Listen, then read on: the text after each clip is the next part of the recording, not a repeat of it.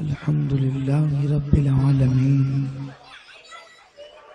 والعاقبة للمتقين والصلاة والسلام على سيد الأنبياء والمرسلين وعلى آله وأصحابه الطيبين الطاهرين أما بعد فأعوذ بالله من الشيطان الرجيم بسم الله الرحمن الرحيم وما خلقت الجن والإنس إلا ليعبدون صدق الله العظيم غوث اعظم بمنی بے سرو ساما مدد قبلہ دین مدد کعبہ ایمان مدد بگردہ بے بلا افتاد کشتی ضعیفانو شکستہ رات پشتی بہت کے خواجہ عثمان ہارون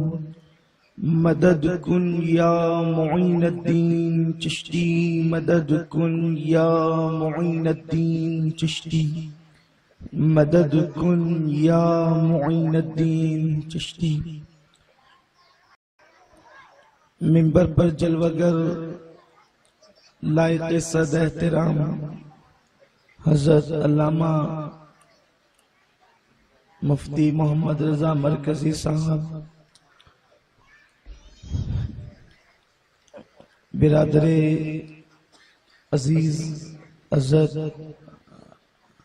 مولانا حافظ مقصود اشرف صاحب، ناظم اجتماع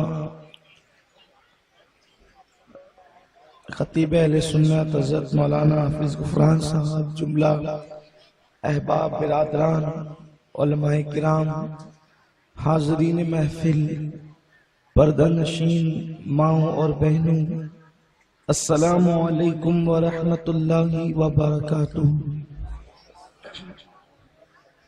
آئیے ہم اور آپ مل کر انتہائی عقیدت و محبت کے ساتھ اپنے اور ساری کائنات کے مرکز عقیدت انیس بے کساں چارہ ساز درد منداں ہم غریبوں کے غم گسار مصطفیٰ جان رحمت، شمع بزم ہدایت شب اسرا کے دولہا نوشہ بزم جنت، دانائے سبل مولائے کل ختم الرسول، حضور رحمت عالم جان عالم جناب احمد مجتبی محمد مصطفیٰ، ارواحنا فدا صلی اللہ تعالی علیہ وسلم کی بارگاہ بے کس پناہ میں جس طریقے سے میں پڑھاؤں آپ بھی میرے ساتھ مل کر بآواز بلند پڑھیں۔ الصلاة والسلام علیک یا رسول اللہ، الصلاة والسلام علیک یا رسول اللہ، الصلاة والسلام علیک یا نبی اللہ، الصلاة والسلام علیک یا نبی اللہ، الصلاة والسلام علیک یا حبیب اللہ، الصلاة والسلام علیک یا حبیب اللہ، وعلی آلک و اصحابک یا نور اللہ، وعلی آلک و اصحابک یا نور اللہ، صلی اللہ تعالی علیہ وسلم۔ اللہ تعالی علیہ وسلم۔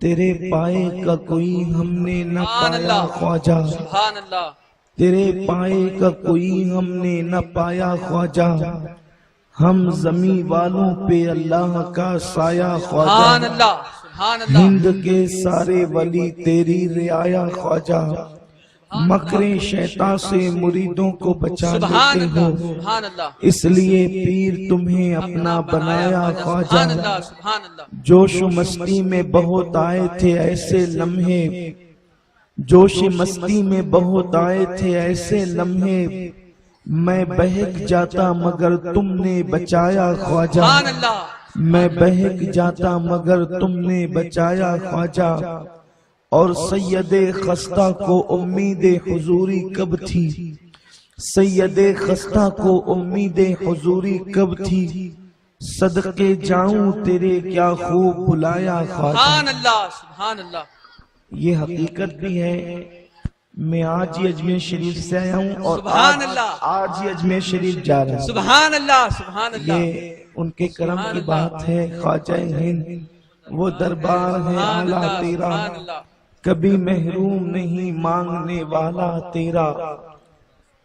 میرے پیارے آقا صلی اللہ تعالی علیہ وسلم کے پیارے دیوانوں، ہندوستان کی سرزمین پر ہمارے خواجہ ہند الولی خواجہ معین الدین چشتی حسن سنجری ثم اجمیری رضی اللہ تعالی عنہ نے 90 لاکھ کافروں کو ایمان کی دولت عطا فرمائی، اور یہ کوئی کہانی قصہ یا مبالغہ آرائی نہیں ہے کہ آپ نے 90 لاکھ کافروں کو ایمان کی دولت عطا کی، بلکہ یہ حقیقت ہے، اس لیے کہ غریب نواز سرکار نے جو طریقہ کار اختیار فرمایا لوگوں کو دین کے قریب کرنے کے لیے، یقیناً وہی طریقہ لوگوں کے لیے دین کے قریب کرنے کے حوالے سے مؤثر ہو سکتا تھا۔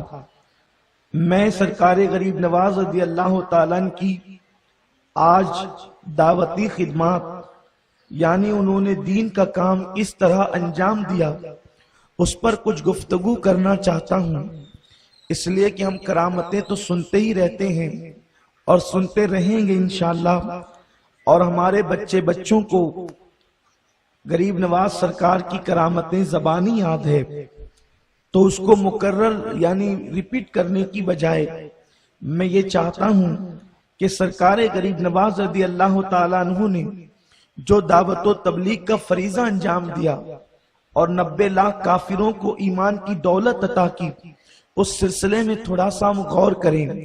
اسی مناسبت سے قرآن شریف کی بڑی مشہور آیہ کریمہ کی تلاوت کی ہے۔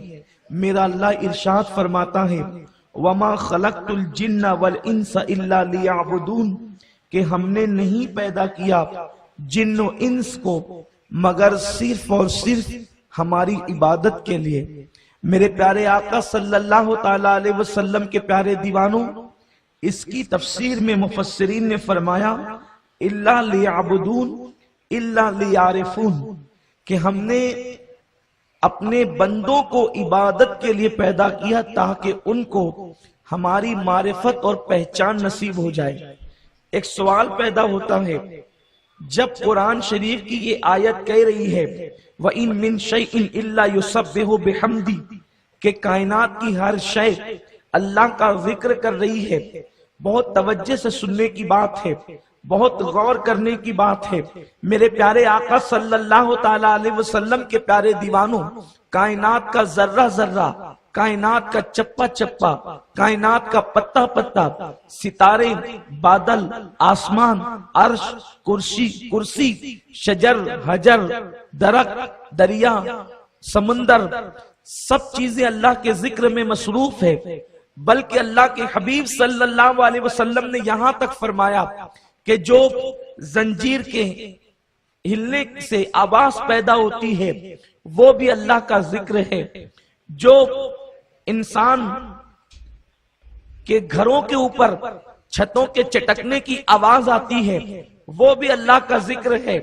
بلکہ یہاں تک عرض کروں اور بڑی ذمہ داری سے عرض کروں، جو بھی آواز نکلتی ہے وہ اللہ کا ذکر ہے، یعنی آواز آپ یوں سنیں یا یوں سنیں وہ اللہ کا ذکر ہے۔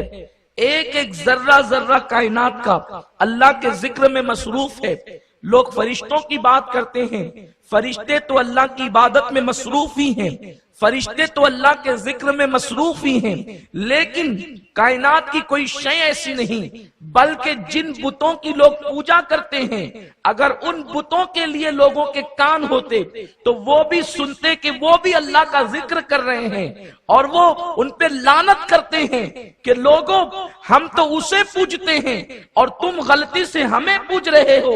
میرے آقا صلی اللہ علیہ وسلم کے دیوانوں ہر شے اللہ کا ذکر کر رہی ہے تو پھر اللہ نے انسان کو اپنی عبادت کے لیے کیوں پیدا فرمایا؟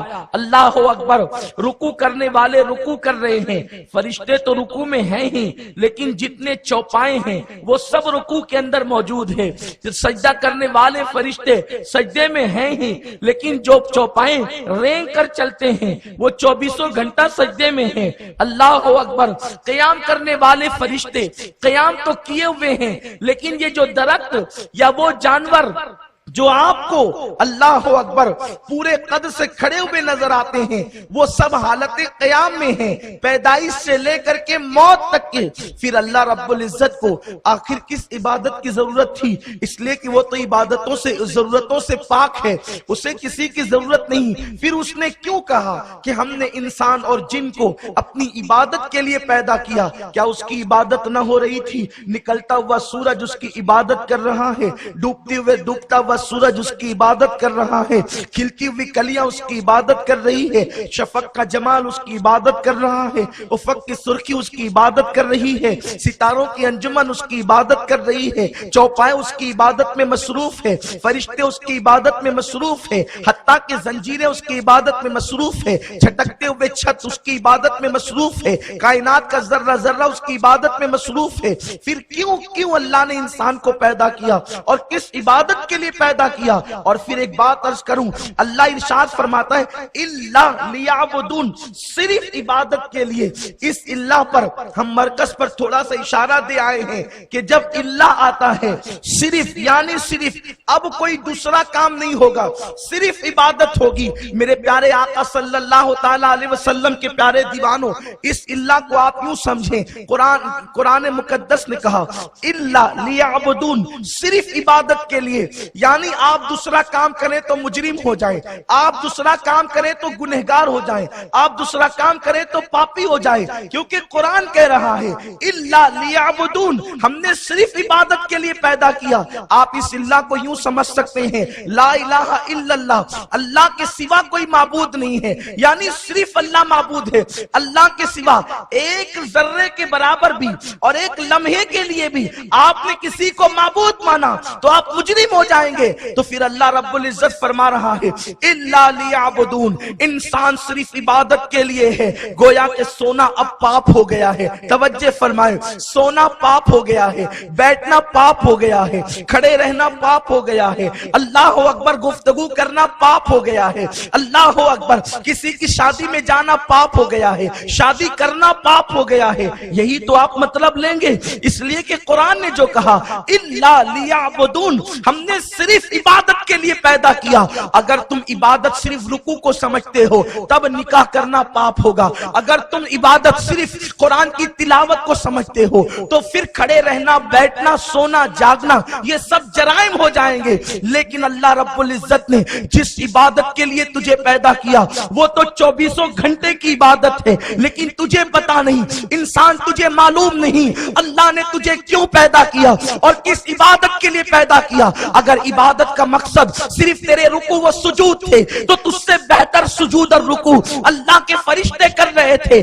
کہ ان کے رکوع کے اندر نہ بیوی کا خیال تھا، نہ بچوں کا، نہ دکان کا خیال تھا، نہ مکان کا، ان کے دل و دماغ کے اندر کچھ نہیں تھے، بلکہ اللہ اکبر ہم اگر نماز پڑھتے بھی ہیں، جن کی بہت محترم اور مقدس نمازیں ہیں، ان کی نمازوں کے اندر مسائل پر گفتگو ہے، ان کی نمازوں کے اندر جو ہے وہ معاملات پر غور و خوض ہے، یہی ساری چیزیں تو ہیں۔ اسی لیے تو حجت الاسلام امام غزالی رحمت اللہ علیہ کے بھائی حضرت احمد غزالی ان کے پیچھے نماز نہیں پڑھتے تھے۔ ایک چھوٹا بھائی بڑے بھائی کے پیچھے نماز نہیں پڑھتا ہے، ماں سے بڑے بھائی نے شکایت کی، امی میرا بھائی میرے پیچھے نماز نہیں پڑھتا، اس لیے کہ اللہ اکبر لوگ نماز پڑھتے ہیں یہ نہیں پڑھتا، لوگ سمجھیں گے جب سگا بھائی نماز نہیں پڑھتا تو یقیناً غزالی میں کوئی نہ کوئی نقص ہوگا۔ اور غزالی وہ ہے، اللہ اکبر غزالی کا مرتبہ وہ ہے کہ جب شب معراج آقا تشریف لے گئے تو میرے آقا علیہ السلام کی بارگاہ میں روح غزالی کو پیش کیا گیا۔ میں اس کی طرف نہیں جاتا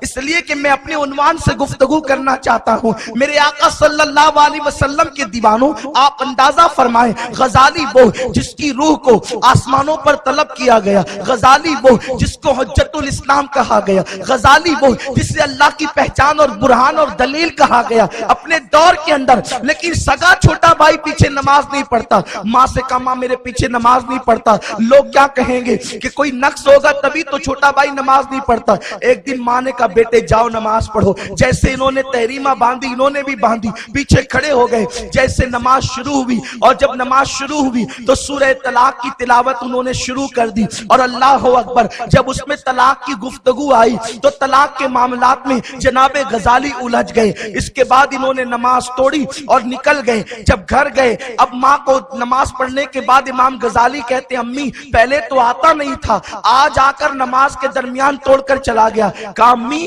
میں اس کے پیچھے کیسے نماز پڑھوں، اس کے پیچھے نماز کیسے پڑھوں، اس لیے کہ یہ تو طلاق کی آیتوں کی تلاوت کرتا ہے اور طلاق کے اندر الجھ جاتا ہے، طلاق کے مسائل میں غور کرنے لگتا ہے، یعنی یہ نماز میں مسائل طلاق میں غور کر رہا تھا۔ تو کہا امی نے بیٹے کیا ہونا چاہیے تھا، کہا امی ہونا یہ چاہیے تھا جب نماز پڑھی جا رہی ہے اللہ کی تو سب سے ٹوٹ کر کے اللہ کا ہو جانا چاہیے، انت عبد اللہ کانک ترا فإن لم تکن ترا فإنه یراک، کہ عبادت اس طرح کر کہ گویا تو خدا کو دیکھ رہا ہے۔ بلکہ بعض لوگوں کا حال تو یہ تھا، یہ گویا کی قید ہٹ جاتی ہے اور پردے اٹھ جاتے ہیں اور وہاں گویا نہیں حقیقت میں مشاہدہ یار نصیب ہو جاتا ہے۔ اللہ اکبر، تو ماں یہ تو طلاق کے مسائل میں الجھا تھا، اللہ کی یاد میں نہ تھا، اس لیے میں نے نماز توڑ دی۔ ماں نے کہا دونوں بیٹے ناکام ہے، کوئی کام کے بیٹے نہیں ہے، اتنے بڑے بیٹے اتنے عظیم ہے کہ بڑا بھائی مسلح پہ کیا سوچ رہا ہے چھوٹے بھائی کو خبر ہے،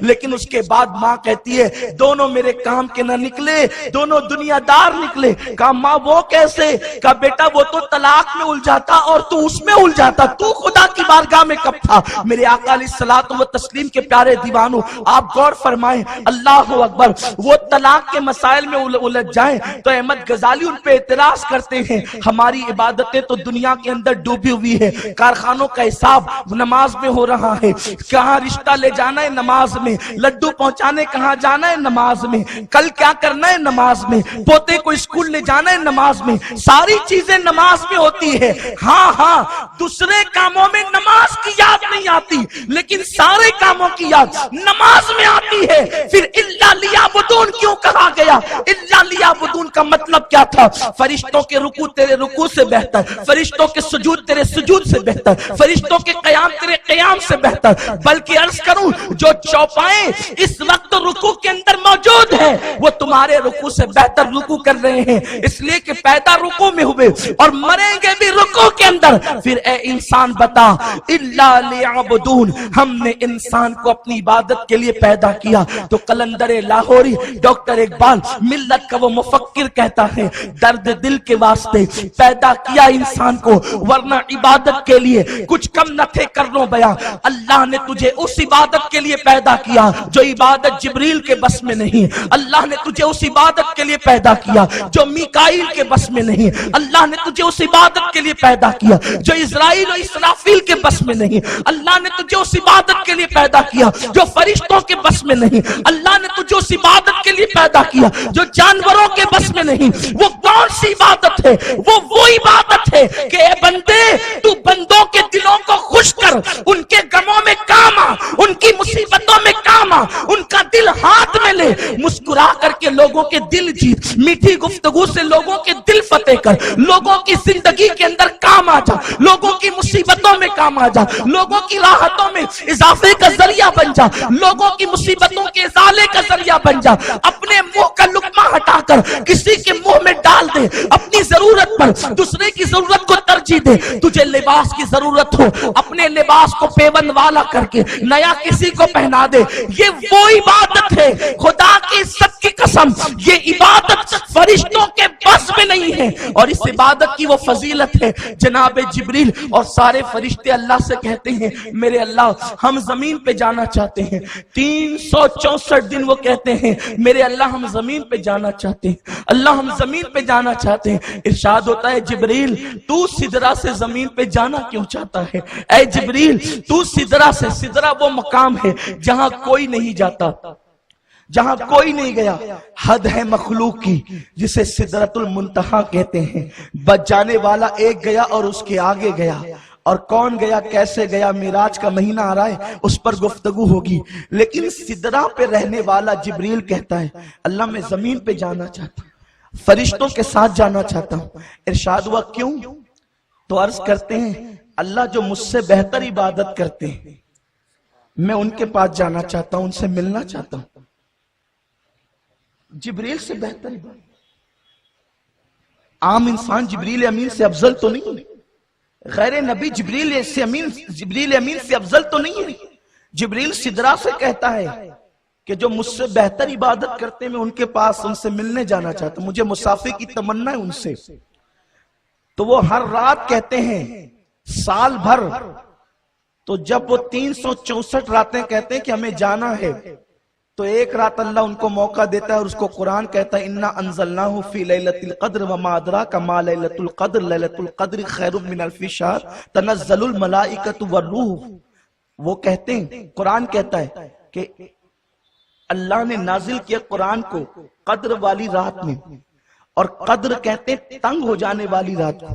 وہ رات تو بخشش کی کشادگی کی رات ہے, اس کو تنگ ہو جانے والی رات, قدر تنگ ہو جانا, ہماری گلیاں تنگ ہو جاتی ہیں اس دن. تو ایسا ہوتا ہے کہ کوئی عتیق ارمن بڑا کر کے رکھ دیتا ہے اور گلیاں تنگ ہو جاتی ہیں. قدر اس لیے کہ عتیق ارمن تو آج آپ کے ہندوستان میں بالخصوص مالیگاؤں کی بلا ہے, لیکن آیت تو عرب میں اتری ہے. قدر تنگ ہو جانے والی رات, یہ تنگ ہو جانے والی رات کیونکہ اس دن گلیاں تنگ ہوتی ہیں, شہر تنگ ہوتے ہیں, ملک تنگ ہوتے ہیں. کیوں؟ فرشتے اتنے نازل ہوتے ہیں کہ پیر رکھنے جگہ نہیں ہوتی. اتنے آتے کیوں ہیں؟ ان کا کام کیا ہے؟ تو اللہ فرماتے صرف فرشتے نہیں آتے, تنزل الملائکہ والروح, فرشتے بھی آتے ہیں اور ان کا امام ان کا سردار بھی آتا ہے.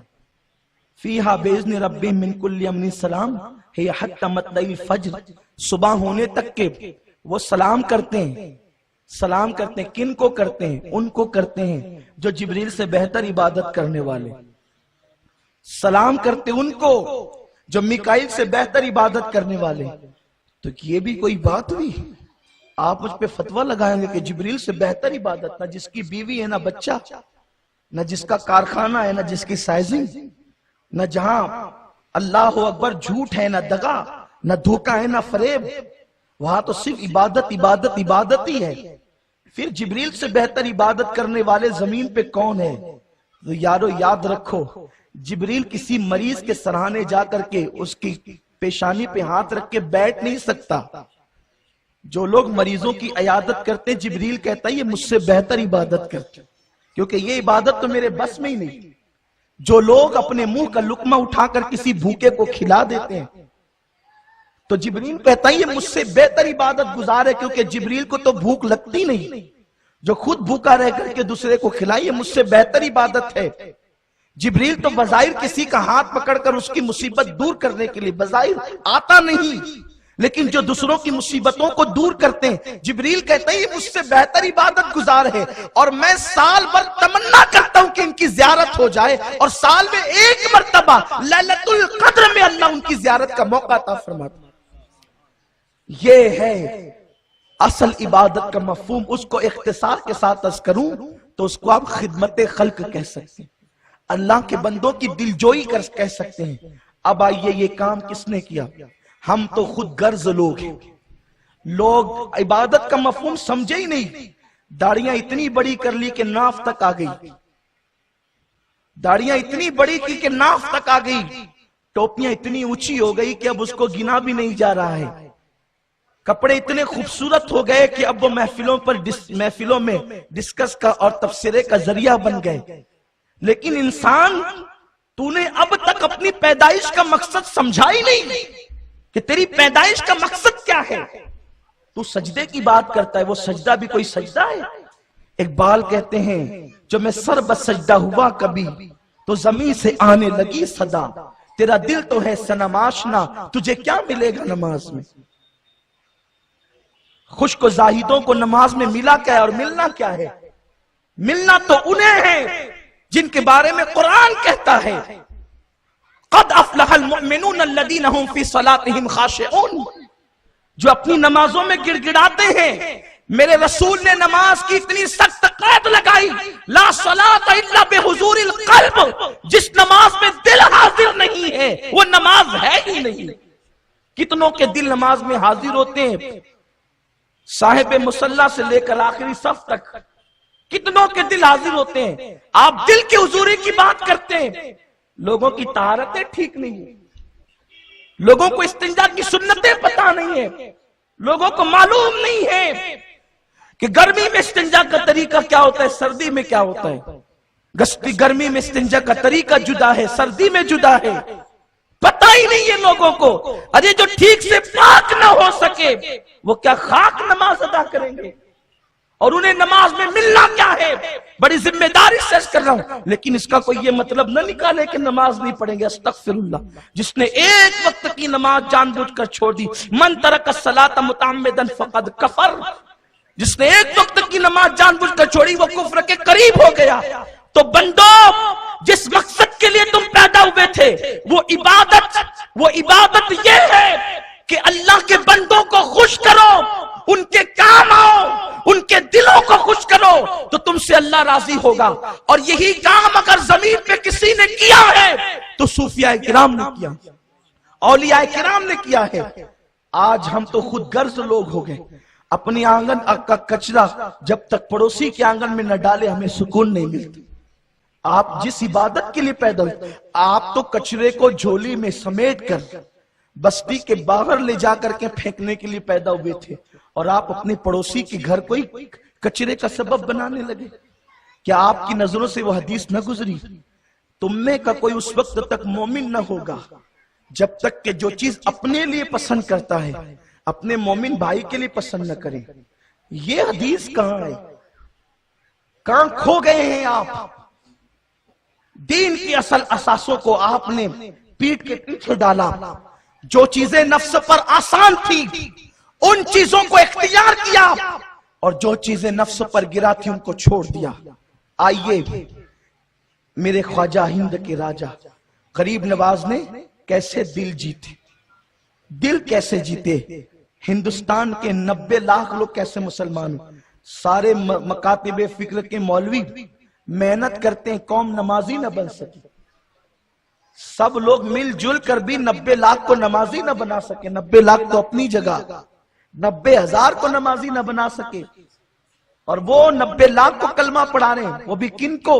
راجپوتوں کو، کن کو؟ برہمنوں کو، کن کو کلمہ پڑھا رہے ہیں؟ جو اپنے مذہب میں انتہائی سخت لوگ تھے ان کو کلمہ پڑھا رہے ہیں۔ آخر وہ کون سا طریقہ تھا؟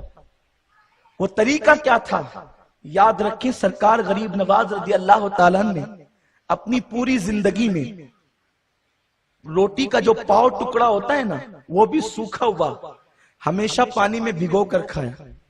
آپ کی زندگی میں ہندوستان آنے کے بعد کبھی سالن نہیں ہے، صرف سوکھی روٹی کا ٹکڑا ہے، اور وہ بھی پانی میں بھگو کر کے کھاتے ہیں۔ اور حال یہ ہے کہ خود غریبوں کے لیے لنگر جاری کر رکھا ہے، اور اس لنگر کے اخراجات اس زمانے میں سرکار غریب نواز جب ہندوستان آئے اس زمانے میں غریب نواز کے لنگر کے اخراجات 2000 روپے ہوتے تھے۔ اس دور کی بات کر رہا ہوں۔ آپ نے اپنے دادا پر داداؤں سے سنا ہوگا کہ ہم ڈھبو لے کے نکلتے تھے اور اتنا سامان خرید لاتے تھے۔ یہ تو دادا پر دادا کی بات ہے۔ آج سے 800 سال پہلے جس کے لنگر کے اخراجات 2000 روپے ہوتے ہوں تو کتنے لوگ کھاتے ہوں گے؟ ہندوستان کے مورخین نے لکھا ہے کہ روئے زمین پر جو اجمیر مقدس شہر آباد ہے وہ شہر بہت بڑا تھا۔ بڑا اس لیے تھا کہ اس شہر کے اندر ہندوستان کا اکھنڈ بھارت کا سمراٹ رہتا تھا، اور سینکڑوں بادشاہ جو اس اکھنڈ بھارت کے اندر اپنی اپنی حکومتیں اور سلطنتیں سنبھالتے تھے وہ سب کے سب باج گزار تھے اس بادشاہ کے جس کا نام پرتھوی راج چوہان تھا۔ غریب نواز पेवनदार कपड़े पहनकर और रोटी के सूखे टुकड़े खाकर, उस वक्त 2000 रुपए ये आते कहां से थे? तो सरकार गरीब नवाज ने खुद फरमाया, बाबा कुतुब उसको बयान करते हैं कि जब भी मतबक का जिम्मेदार आता और अर्ज करता हुजूर खाना बनाना है, तो आप फरमाते थे मेरे मुसल्ले के नीचे हाथ डाल और जितना तुझे निकालना है निकाल ले। गौर फरमाएं, वो खिलाते थे, वो खाने वाले लोग नहीं थे, खिलाने वाले थे। वो लोगों की मुसीबतें दूर करने वाले थे। बड़े बड़े पंडित, बड़े बड़े जोगी गरीब नवाज से मुनाजरा करने आते थे। वो लोग पूरे हथियारों के साथ, दलीलों के साथ आते थे कि हम उस फकीर से जिसका नाम मोइनुद्दीन है मुनाजरा करेंगे। गरीब नवाज फरमाते थे पहले खाना खा लो बाबा, उसके बाद फिर मुनाजरा करना। थक कर आए हो, सफर से आए हो, पहले थोड़ी राहत ले लो। लोग इन जुमलों में क्या बला की तासीर थी कि बड़े बड़े जादूगर उस जुमलों के जादू का शिकार हो गए। बड़े बड़े आने वाले मुनाजिर गरीब नवाज के कदमों में ढेर हो गए। आप गौर फरमाएं, मेरे आका सल्लल्लाहु अलैहि वसल्लम के दीवानों, मजहब खाने से नहीं फैलेगा, मजहब खिलाने से फैलेगा।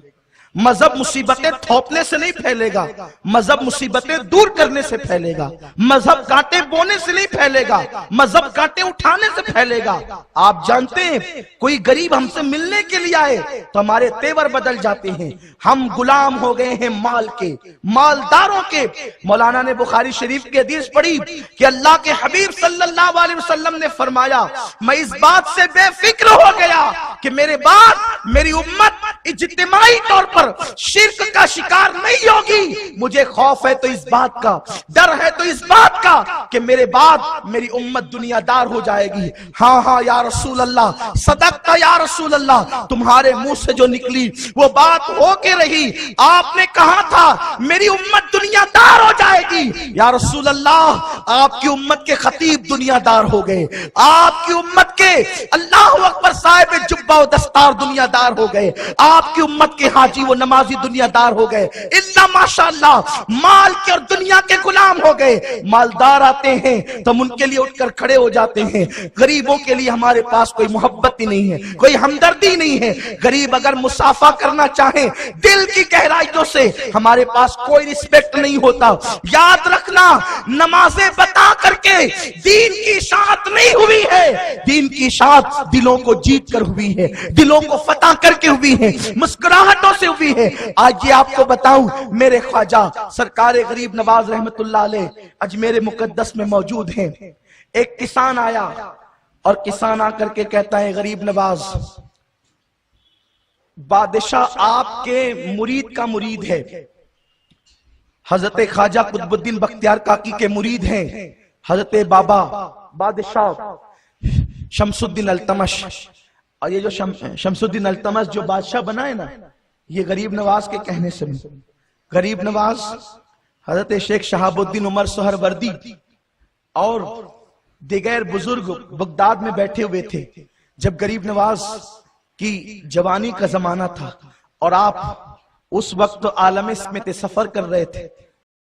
औलिया अल्लाह ने सफर बहुत किए हैं, इसलिए कि सूफिया फरमाते हैं कि बुजुर्गों के लिए सफर न करना ऐसे है जैसे नदी में पानी का जमा हो जाना, जमा पानी जैसे बदबूदार हो जाता है। इसी तरीके से अल्लाह वाले कहीं टिक करके नहीं बैठते, बहते हुए पानी की तरह रहते हैं। सफर में तजुर्बात होते हैं, सफर में अल्लाह की निशानियां मुनकशिफ होती है, बहुत सी फजीलतें सफर की, उसकी सोबतों से गुनाह झड़ते हैं वगैरह वगैरह। तो अर्ज ये कर रहा था, उन दिनों सयाहत में थे गरीब नवाज और ये लोग बैठ करके गुफ्तगू कर रहे थे। एक छोकरा जा रहा था जिसके हाथ में कमान थी और तीर था, वो लेकर के घोड़े पर बैठ के जा रहा था। उसने देखा कुछ अल्लाह वाले नूरानी चेहरे वाले बैठे। मेरी कौम के जवानों का हाल ये है, कहीं उलमा बैठे हों तो वो सीना तान करके चलता है ताकि उलमा को पता चले कि इस वक्त चलने का स्टाइल क्या है। अरे तू क्या उलमा को बता रहा है, तू क्या अल्लाह वालों को बता रहा है? तूने तो फिल्म में उन जलीलों को देख करके अकड़ के चलना सीखा। इन्होंने कुरान में पढ़ा कि अकड़ कर मत चलो, अकड़ करके मत चलो। اکڑ کر کے چلنا اللہ کو پسند نہیں ہے. لیکن یہ علماء کو بتاتے ہیں ڈائلاگ بول کر کے کہ آج کل کے نئے ڈائلاگ کیا چل رہے ہیں. نادان تو ڈائلاگ کی بات کرتا ہے. ہم نے گفتگو کرنا اللہ کے حبیب مصطفیٰ جان رحمت سے سیکھا ہے. کہاں وہ ذلیل اور کہاں مصطفیٰ جان رحمت کی وہ حسین گفتگو. اللہ اکبر. قل کہہ کے اپنی بات بھی لب سے تیرے سنی. اللہ کو ہے اتنی تیری گفتگو پسند. ادب اٹھ گیا لوگوں کے درمیان. اس لیے اٹھ گیا کہ کچھ فرقے انگریزوں نے یوں پیدا کر دیے کہ جنہوں نے ادب ہی اٹھا دیا. بس جہاں ادب کی کوئی بات کرے لوگ اس کا مذاق اڑاتے ہیں. دیکھو یہ تو فلاں کو غریب نواز کہتا ہے. غریب نواز تو صرف اللہ ہی ہو سکتا ہے. یہ تو غوث الاعظم کہتا ہے تو غوث الاعظم تو صرف اللہ ہی ہو سکتا ہے. اور یہ تو داتا کہتا ہے, داتا تو صرف اللہ ہی ہو سکتا ہے. نادان, قرآن میں غریب نواز کے الفاظ تو اللہ کے لیے بتا نہیں سکتا. تو داتا کے الفاظ اللہ کے لیے بتا نہیں سکتا بظاہر. تو خواجہ کے الفاظ اللہ کے لیے, غوث الاعظم کے الفاظ بظاہر بالکل یہی الفاظ کے اندر, حروف کے اندر بتا نہیں سکتا. لیکن ہم ایسے الفاظ بتاتے ہیں. تیسرا پارہ ہے, تیسرے پارے میں اللہ فرماتا ہے انت مولانا, اے اللہ تو مولانا ہے. تو جب اللہ مولانا ہوا تو تیرا مولوی بھی مولانا ہوا. تو جب تو کہتا ہے کہ اللہ غریب نواز ہے, کسی کو غریب نواز کہنا شرک ہے, تو اپنے ملاؤں کے آگے مولانا لکھنا چھوڑ دو, کیونکہ اللہ نے مولانا قرآن میں اپنے آپ کو کہا ہے انت مولانا. تو اب جس کو مولانا کا شرک ہو گیا. نادان, تو شرک کی مشین گن چلاتا ہے, تو شرک کے بم برساتا ہے. یہ دہشت گردی تجھے جہنم کا ایندھن بنائے گی. سن لے, اللہ مولانا ہے بغیر کسی کے بنائے سے. اللہ مولانا ہے ہمیشہ سے اور ہمیشہ, اور مولوی مولانا ہے اللہ کی عطا سے. تو جب تیرا مولوی اللہ کی عطا سے مولانا ہو سکتا ہے, تو اجمیر کا تاجدار اللہ کی عطا سے کیا غریب نواز نہیں ہو سکتا؟ بغداد کا دولہا کہ اللہ کی عطا سے غوث الاعظم نہیں ہو سکتا؟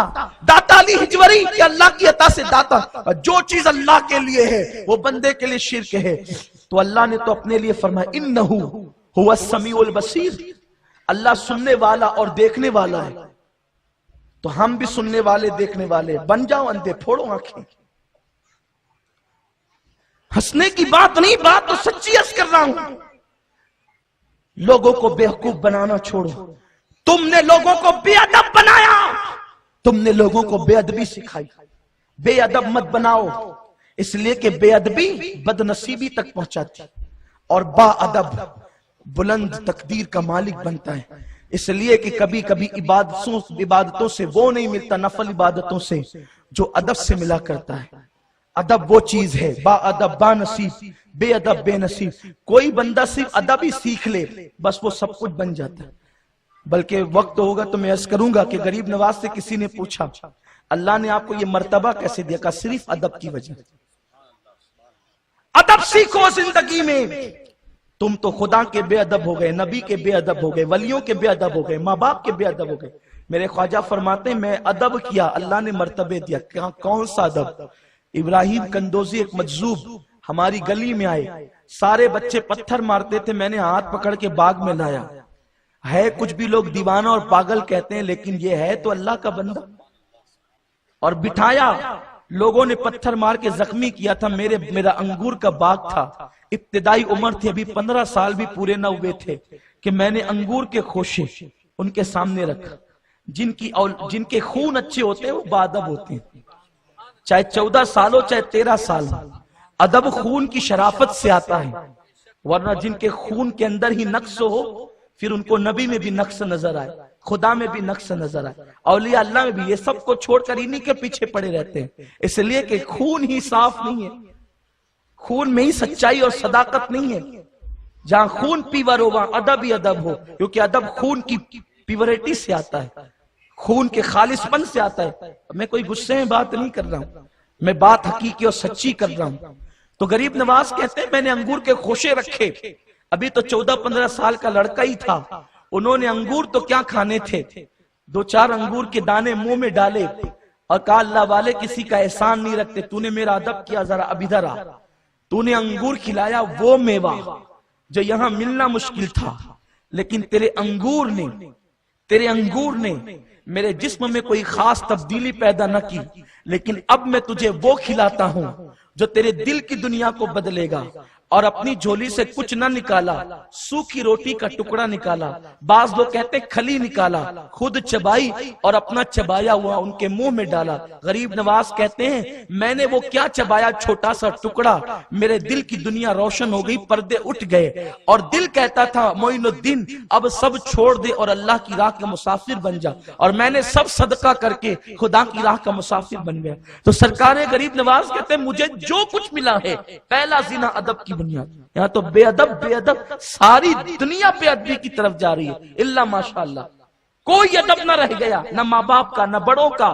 آقا کریم فرماتے ہیں من لم یرحم صغیرنا ولم یوقر کبیرنا فلیس منا، جو چھوٹوں پہ شفقت نہ کرے، جو بڑوں کا ادب نہ کرے، وہ ہم میں سے ہے ہی نہیں۔ ادب سیکھو۔ تو وہ شمس الدین التمش کی بات چل رہی تھی، نوجوان چھوکرا تھا، لڑکا تھا، اور گھوڑے پر بغداد شریف میں جا رہا تھا، نورانی چہرے والے دیکھے، اس لیے کہ جو جوہری ہوتا ہے وہ جوہر جانتا ہے۔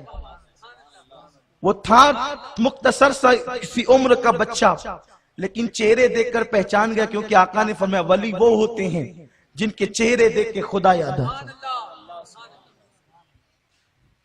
لوگ کہنے ہیں ہم تہجد پڑھتے ہیں، لیکن چہرہ دیکھ کر کے الامان والحفیظ، میں اس پہ کوئی ڈسکس نہیں کرنا چاہتا۔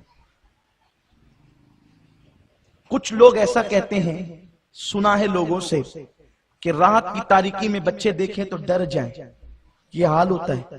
ایسے مکروہ چہرے عبادتیں تو چہرے چمکاتی ہے، عبادتوں سے چہرے چمکتے ہیں، لیکن یہ کیا ہے کہ اور رنگ کالا ہو یا گورا، اگر دل چمکدار ہے تو چہرہ چمکتا ہے۔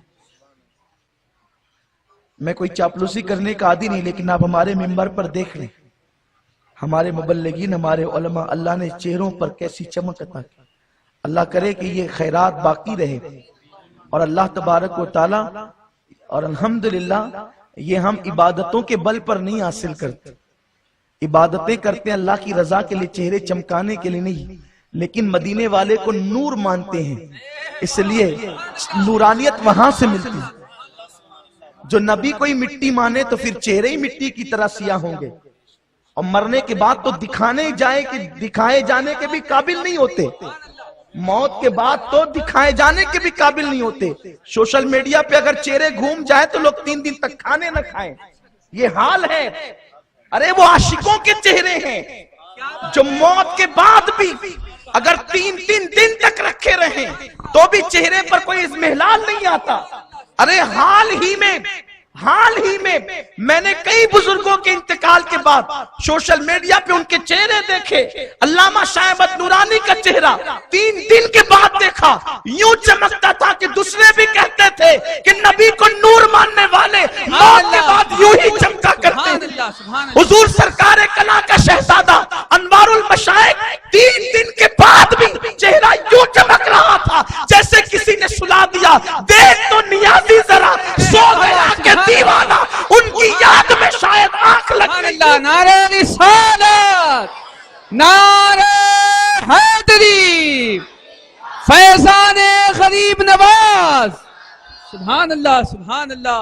نبی کو نور مانو گے تو یہاں بھی چمکو گے، وہاں بھی چمکو۔ جو نوری کا قائل نہیں، نورانیت اس کے مقدر میں ہی نہیں۔ لوگوں یاد رکھو۔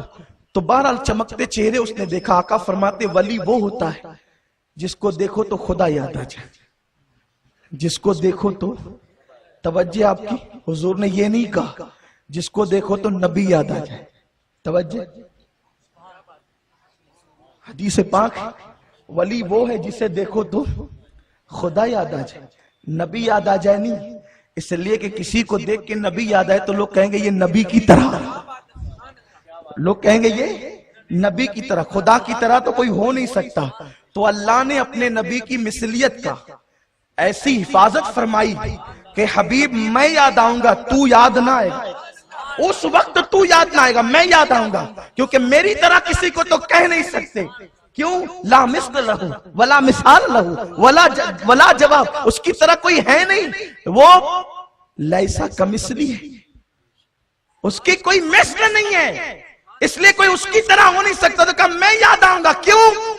حالانکہ ہونا تو یہ چاہیے تھا کہ نبی بشر ہیں، تو بشروں کو دیکھ کر کے نبی یاد آنے چاہیے، لیکن اللہ نے فرمایا نہیں محبوب، یہ کہنا کہ خدا یاد آ جائے، جنہیں دیکھ کر خدا یاد آئے وہ ولی ہوتا ہے۔ تو یاد آئے گا تو لوگ کہیں گے ولی نبی کی طرح، تو ولیوں کو بھی نبی کی طرح کہلوانا گوارا نہیں ہے۔ تو جب ولیوں کو نبی کی طرح کہلوانا گوارا نہیں ہے تو جن لوگوں پر بڑے بڑے شدید اور شنی الزامات ہو ان کو نبی کی طرح کہلوانا کیسے گوارا ہو سکتا ہے؟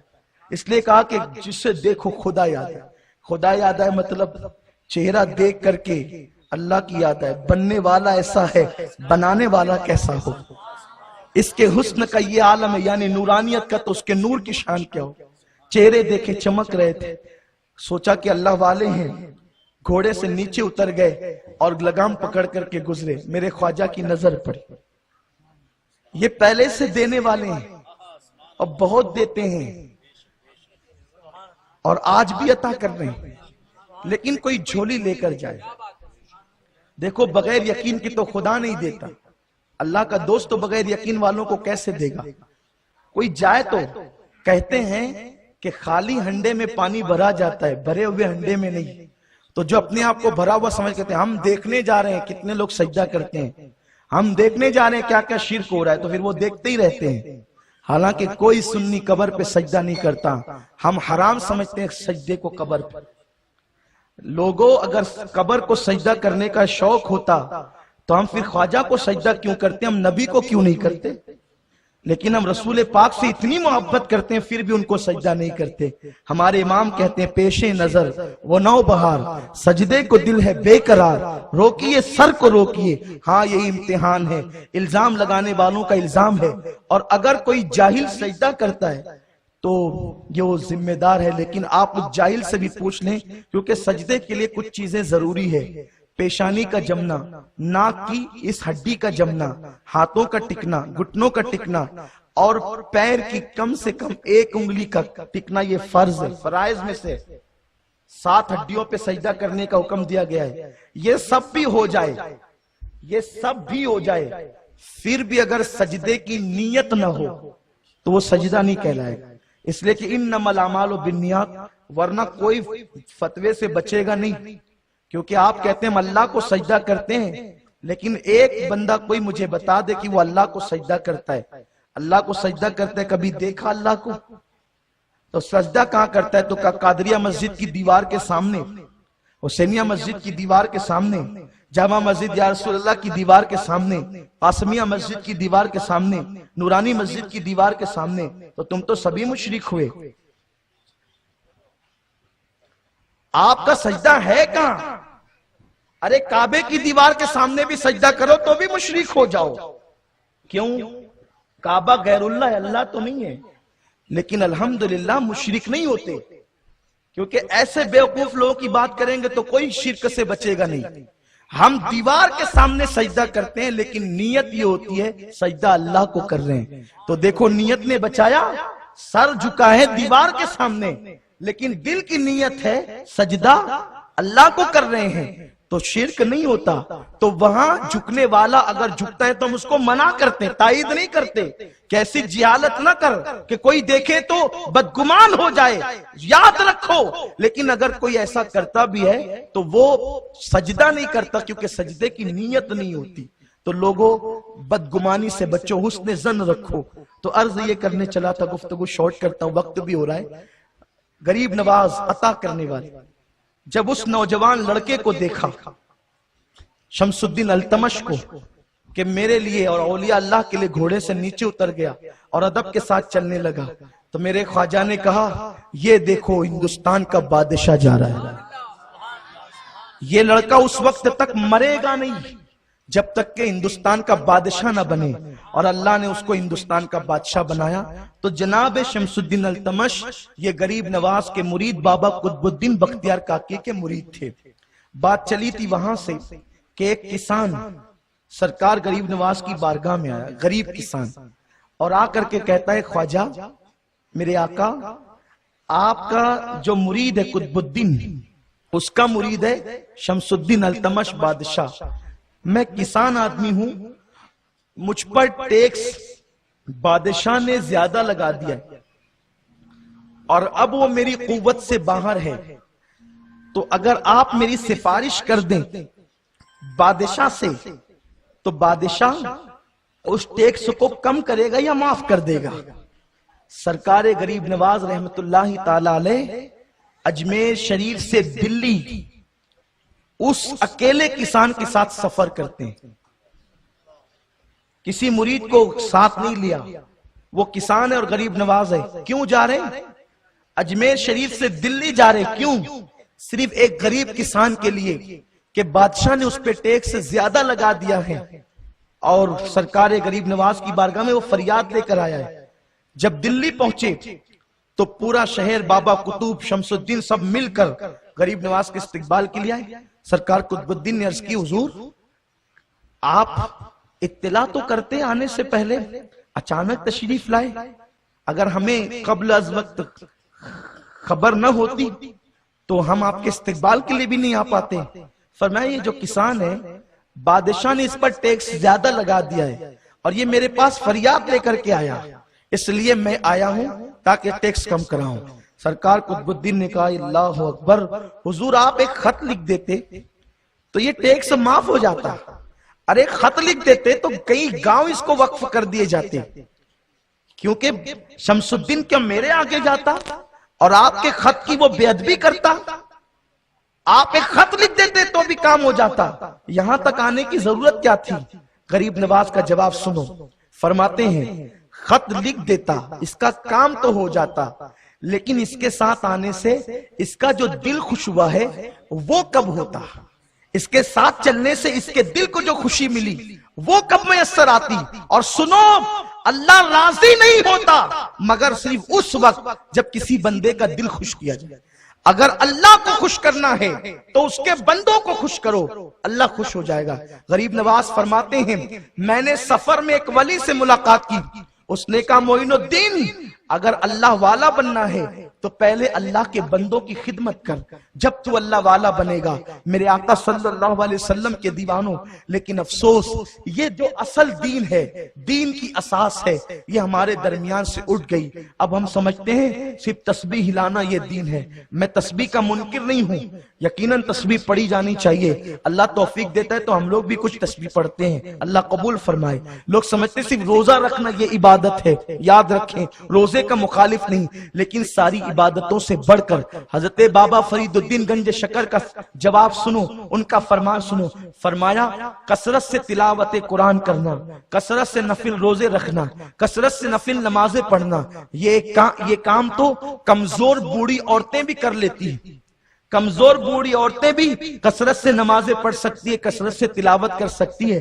اصل عبادت تو یہ ہے کہ انسان اللہ کے بندوں کا دل خوش کرے، اللہ کے بندوں کا دل جیتے، وہ آئے تو ان کی خاطر تواضع کرے، وہ آئے تو ان سے مسکرا کر بات کرے۔ وَقُولُوا قَوْلًا سَدِيدًا، لوگوں سے سیدھی سیدھی اچھی بات کرو، لوگوں یہی دین ہے۔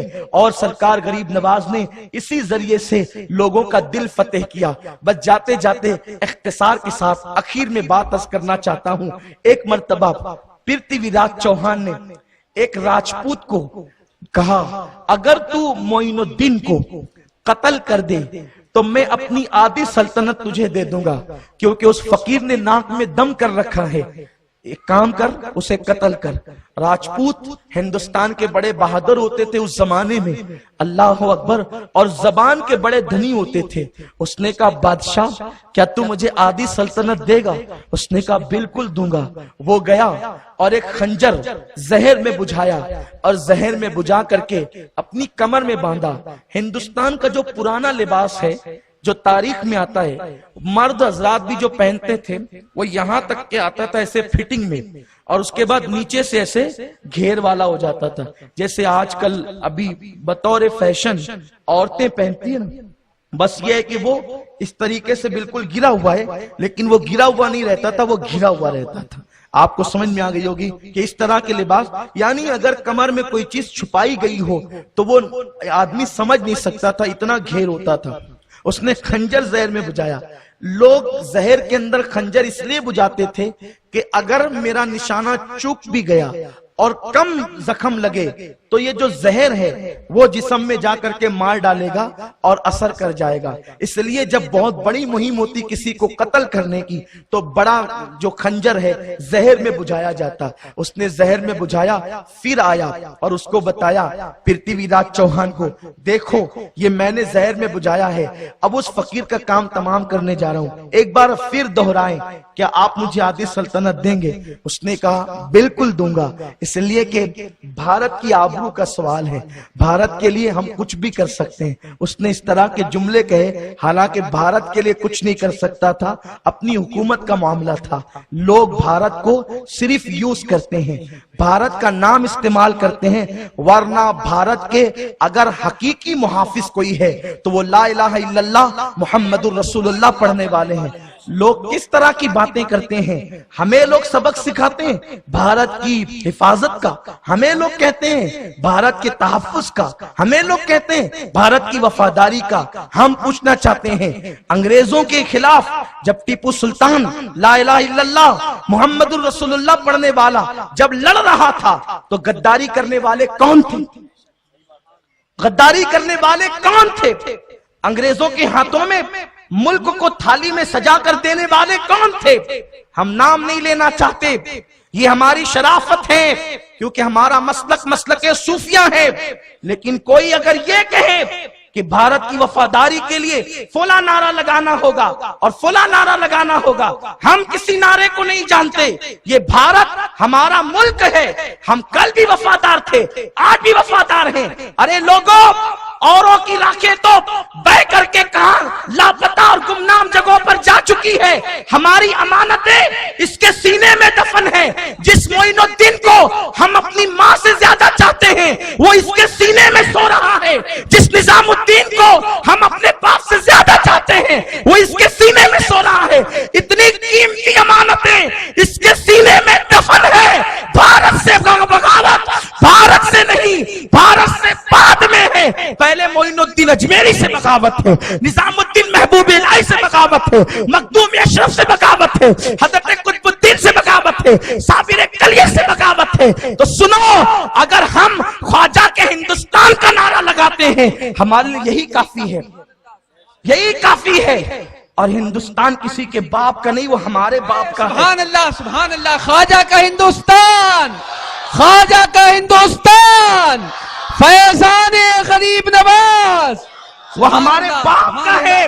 اس لیے کہ ہمارا باپ آدم عرب جانے سے پہلے ہندوستان آیا تھا اور ہندوستان اس نے قدم رکھے. یہ جو ہند کو آج ترقی مل رہی ہے یہ حضرت آدم کے قدم کی برکت ہے. ان کی پیشانی میں جو نور مصطفیٰ تھا اس نور مصطفیٰ کی برکت ہے. یا صوفیہ اور غریب نواز جیسے لوگ جو اس کے سینے میں سو رہے اس کی برکت ہے. ورنہ جو بیٹھتا ہے لوٹنے کے لیے بیٹھتا ہے. یہ تو لٹ چکا ہوتا اگر غریب نواز نہ ہوتے، یہ تو لٹ چکا ہوتا اگر محبوب الہی نہ ہوتے، یہ تو لٹ چکا ہوتا اگر صابر کلیہ نہ ہوتے. ان بزرگوں نے سنبھال رکھا ہے. ہمیں نعرے نہ سکھاؤ، ہم اچھی طرح جانتے ہیں ہمیں کون سا نعرہ لگانا ہے، اور ہم اچھی طرح جانتے ہیں ملک کی وفاداری. اس لیے کہ جب سب بک رہے تھے تو جہاد کا فتویٰ دینے والا انگریزوں کے خلاف کوئی اور نہ تھا، وہ لا الہ الا اللہ محمد الرسول اللہ پڑھنے والا فضل خیر آبادی تھا. اور لا الہ الا اللہ پڑھنے والوں میں بھی ہر کوئی نہیں تھا.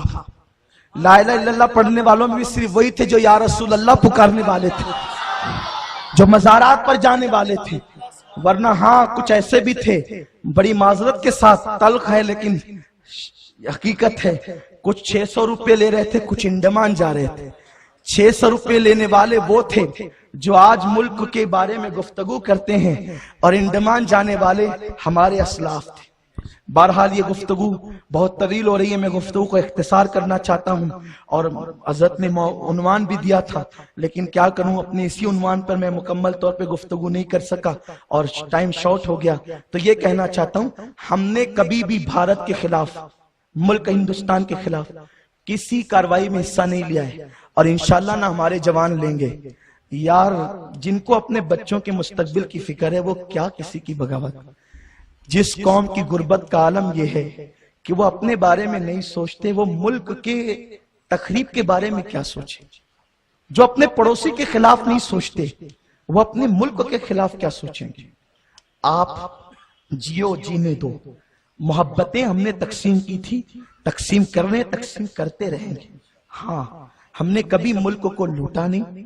جنہوں نے لوٹا، ہم نے ان لوٹنے والوں سے ملک کو بچایا، ملک کو آزاد کرایا. کافی مراد آبادی ہمارا سپوت تھا جس نے جو ہے وہ انگریزوں کے دار پر پھانسی لی تھی. ہاں، وہ ہمارا وہ یا رسول اللہ کہنے والا تھا، وہ نعت پڑھنے والا اور نعت لکھنے والا تھا. ہاں، اس لیے کوئی ہمیں نہ سکھائے. اور اگر آج مولویوں کی زبانیں بک رہی ہے تو ہم کسی ایسے مولوی کو نہیں مانتے جو شریعت کے خلاف بات کریں، کیونکہ ہمارے یہاں تو معیار رسول اللہ کی ذات ہے. جو ان کے مطابق بولے گا وہ اپنا ہے، جو ان کے خلاف بولے گا اپنا ہے. اور آپ کو بھی کہتا ہوں، پوپٹ مت بنو، دوسروں کی بولی سن کر کے مت بولا کرو، بلکہ بلبل بنو، اپنی بولی بولا کرو.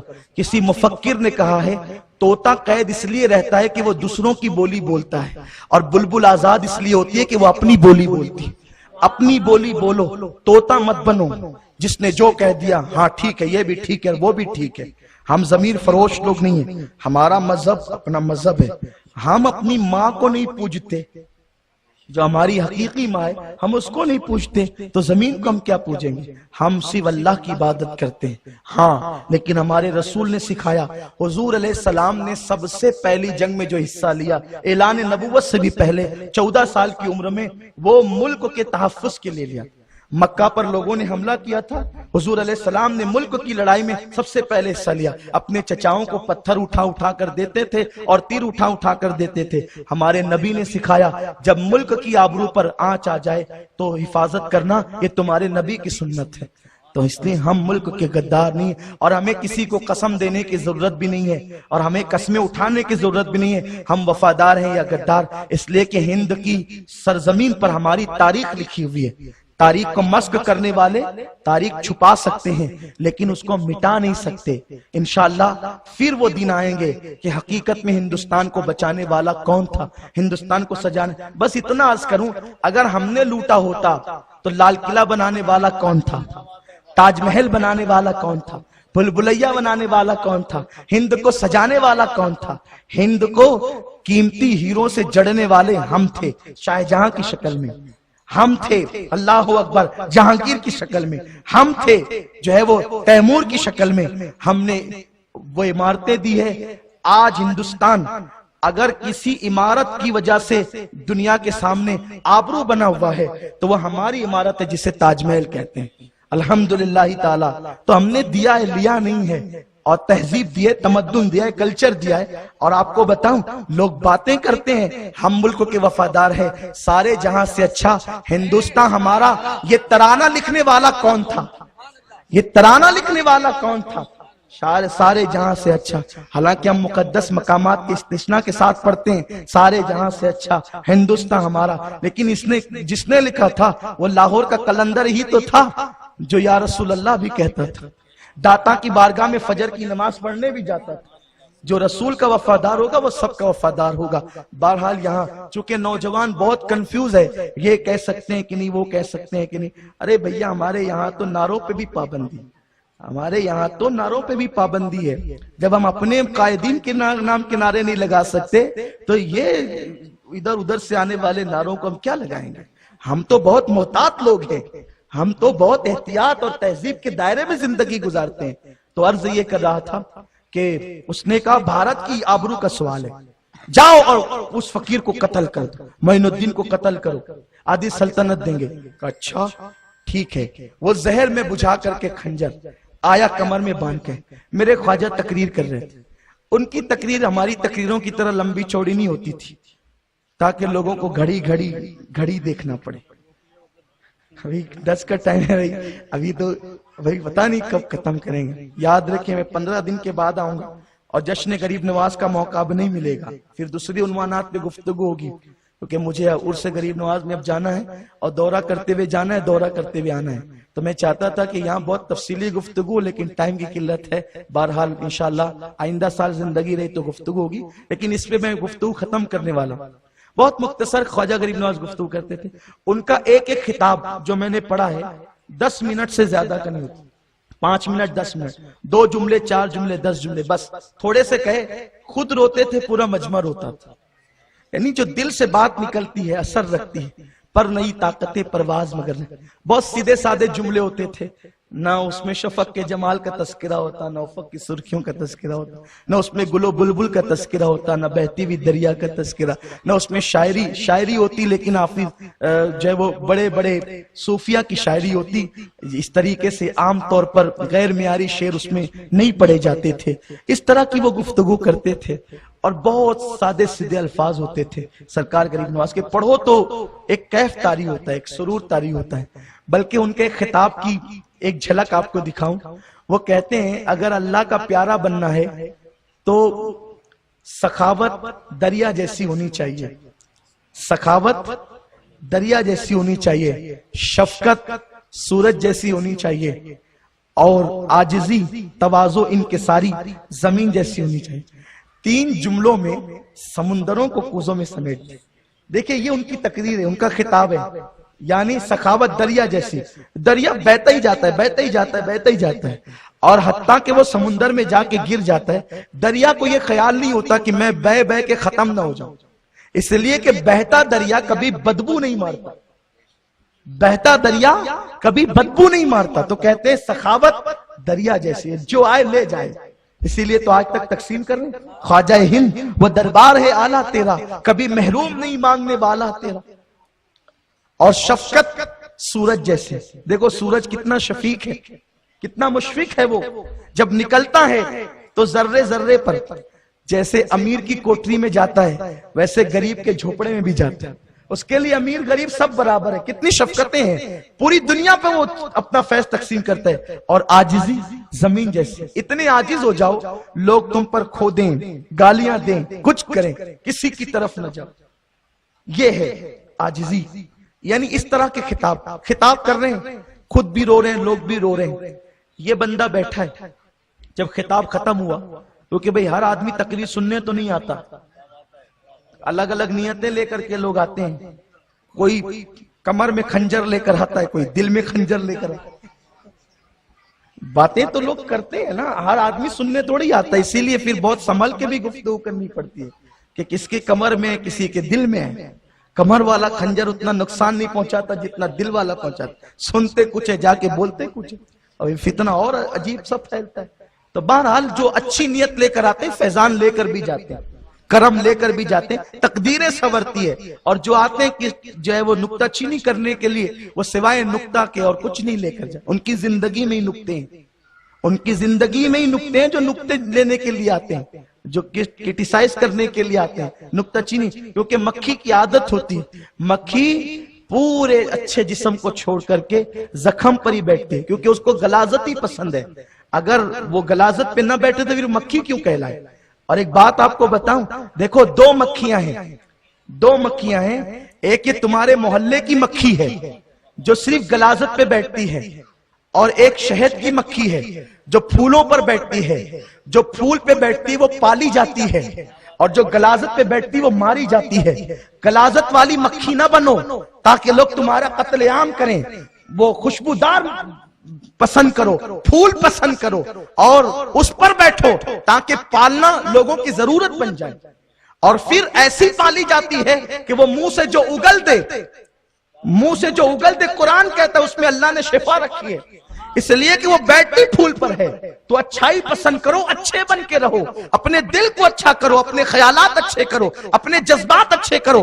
انسان بنو, انسان بہت کچھ بن چکے, انسان بنو, پہلے انسان بنو, بعد میں سب کچھ بننا. تو وہ سب خطاب ختم ہوا, لوگ مل مل کر جانے لگے. غریب نواز نے کہا ارے بھائی صاحب, سب کا کام تو ہو گیا, سب اپنا کام کر کے جا رہے, آپ بھی اپنا کام کرو, جلدی سے اپنا کام کرو. اوہو, جملوں میں ایسی چاشنی تھی. خنجر لے کر آنے والے کے لیے ایسے پیار کی گفتگو. یہ ہے ہمارا مسلک. اپنے لیے جو خنجر لے کر آئے گا ایسے پیار کی گفتگو کریں گے. لیکن جو رسول پاک کی توہین کرے گا, پھر ہمارا مسلک ہے دشمن احمد پہ شدت کیجئے, ملحدوں کی کیا مروت کیجئے. آدھا تیتر آدھا بٹیر والا معاملہ نہیں ہونا چاہیے. باغباں بھی خوش رہے, راضی رہے, سیاد بھی. یہ کیفیت ہوگی تو نہ ادھر کے رہو گے نہ ادھر کے رہو.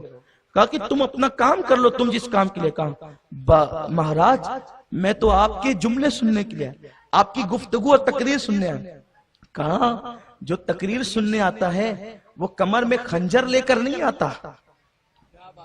لوگ نبی کے علم غیب کے منکر ہیں. نبی کا نواسہ بتا رہا ہے کہ دین ایسے نہیں پھیلتا، دین ایسے پھیلتا ہے. کہ جو خنجر لے کر آتا ہے وہ تقریر سننے تھوڑی آتا کمر میں باندھ کر. تو نے خنجر زہر میں بجھا کے لایا ہے. کہا مہاراج وہ تو ہم راجپوتوں کی عادت ہے کہ ہم خنجر حفاظت کے لیے رکھتے ہیں. کہا اچھا اگر یہ راجپوتوں کی عادت ہے تو پرتھوی راج چوہان کے محل میں آدھے ملک کا سودا کرنا میری جان کے بدلے یہ بھی راجپوتوں کی عادت ہے. بتا ابھی تو جو آدھے ملک کا سودا میری جان کے بدلے کر کے آیا ہے کیا تو نہ تھا؟ تجھے میری جان کے بدلے آدھی سلطنت دینے کی بات نہ کی گئی؟ اس کے تو پیر اور ہاتھ تھر تھر کانپنے لگے کہ یہ کون سا مرد ہے. میں اور پرتھوی راج کے سوا کسی کو یہ بات نہیں معلوم ہے، یہاں بیٹھے بیٹھے کر رہا ہے. تو ظاہر سی بات ہے پھر حقیقت تو حقیقت ہوتی ہے. اس نے خنجر نکالا. کہا آپ بڑے مہان ہیں، یہ خنجر میں بہت مہان آدمی کو قتل کرنے کے لیے لایا تھا، مجھے معاف کر دیجیے. یا تو ایک کام کریں، بہتر یہ ہوگا تاکہ میری روح کو شانتی اس وقت ملے گی، آتما کو شانتی اس وقت ملے گی جس وقت اسی خنجر سے مجھے قتل کر دیا جائے، تاکہ لوگوں کو پتا چل جائے کہ اچھوں کو قتل کرنے کے لیے آنے والوں کا انجام کیا ہوتا ہے. میرے خواجہ نے کہا اللہ کے بندے میں لوگوں کو قتل کرنے مارنے نہیں آیا ہوں، میں لوگوں کو زندگیاں بخشنے آیا ہوں، میں لوگوں کو زندگی دینے آیا ہوں. میرا مذہب لوگوں کو مارنا نہیں، لوگوں کو زندگی دینا. اسی لیے تو دیکھیں 90 لاکھ کو کلمہ پڑھایا، ایک بندہ بھی قتل نہ ہوا. ایک بندہ تو بندہ، ایک پرندہ بھی قتل نہ ہوا. 90 لاکھ کو کلمہ پڑھایا، اس شان سے دلوں کو جیتا. لوگوں آؤ دل جیتو، لوگوں آؤ محبت عام کرو، پیار عام کرو، محبتوں کی سوگات عام کرو. پیار دو گے تو پیار ملے گا، محبت دو گے تو محبت ملے گی. ہمارے اولیاء کا پیغام یہی ہے، بزرگوں کا پیغام یہی ہے. اس نے کہا مجھے قتل کر دے، فرمایا میں مارنے نہیں بلکہ جلانے آیا ہوں. آپ فرماتے ہیں جا تجھے معاف کیا، لیکن آئندہ ایسی حرکت نہیں کرنا. اب جا، آئندہ ایسی حرکت کرے گا تو سخت سزا دی جائے گی. اس نے کہا مہاراج اب میں نہیں جاتا، آپ کے اخلاق دیکھ کر، کردار دیکھ کر میں بھی کلمہ پڑھ کے مسلمان ہوتا ہوں. آپ مجھے کلمہ پڑھائیے، میں مسلمان ہوں. آپ نے اس کو مسلمان کیا. جب وہ مسلمان ہو گیا تو میرے خواجہ نے فرمایا مانگ کیا مانگتا ہے، مانگو کیا مانگتے ہو. کیوں؟ اس لیے کہ میرے آقا علیہ السلام فرماتے ہیں میری امت کے وہ نورانی چہرے والے جن کو دیکھ کر خدا یاد آئے، ان کے پاس پہنچو تو حاجتیں پیش کرو، ان کے صدقے میں اللہ تمہاری حاجتوں کو پوری فرمائے گا. کہا مانگ کیا مانگتا ہے؟ اس نے کہا جب عالم کفر میں تھا تو میں نے سنا تھا کہ مسلمانوں کا کعبہ بہت خوبصورت ہے، تو میں چاہتا ہوں کہ کعبہ دیکھوں اور حج کروں. فرمایا جا تو حج کرے گا. کہا ایک مرتبہ نہیں حضور، میں چاہتا ہوں کہ 45 مرتبہ حج کروں، اور ایک روایت کے مطابق 70 مرتبہ حج کروں. میرے خواجہ نے کہا جا تو 45 مرتبہ حج کرے گا یا 70 مرتبہ حج کرے گا. کہا حضور اتنا ہی نہیں، میں یہ چاہتا ہوں کہ میں نے یہ بھی سن رکھا ہے کہ جو مکے میں مرتے ہیں وہ بڑے عظیم ہوتے ہیں، تو جب آخری حج کے لیے جاؤں تو مکے میں ہی میرا انتقال ہو جائے. فرمایا جا میں نے تجھے وہ بھی عطا کیا. دیکھا جان لینے کے لیے آنے والے پر کتنے انعامات کی بارش ہے. ہمارے بزرگوں نے یوں دین کی خدمت کی، وَمَا خَلَقْتُ الْجِنَّ وَالْإِنسَ إِلَّا لِيَعْبُدُونَ. یہ ہے عبادت کا حقیقی مفہوم کہ اللہ کے بندوں کا دل اس طرح جیتو. اللہ ہم سب کو توفیق عطا فرمائے. دوران گفتگو کوئی غلطی ہو اللہ تعالی معاف فرمائے. وَمَا عَلَيْنَا إِلَّا الْبَلَاغُ. رسالت کے پروانوں ہر سنیچر کو بعد نماز عشاء سنی دعوت اسلامی کے عالمی مرکز اسماعیل حبیب مسجد میں سنی اجتماع ہوتا ہے. آپ حضرات پابندی کے ساتھ اس میں شرکت فرمائیں. سنی دعوت اسلامی کی ویب سائٹ sunnidawatisllami.net پر وزٹ کریں اور بہت ساری دینی معلومات حاصل کریں.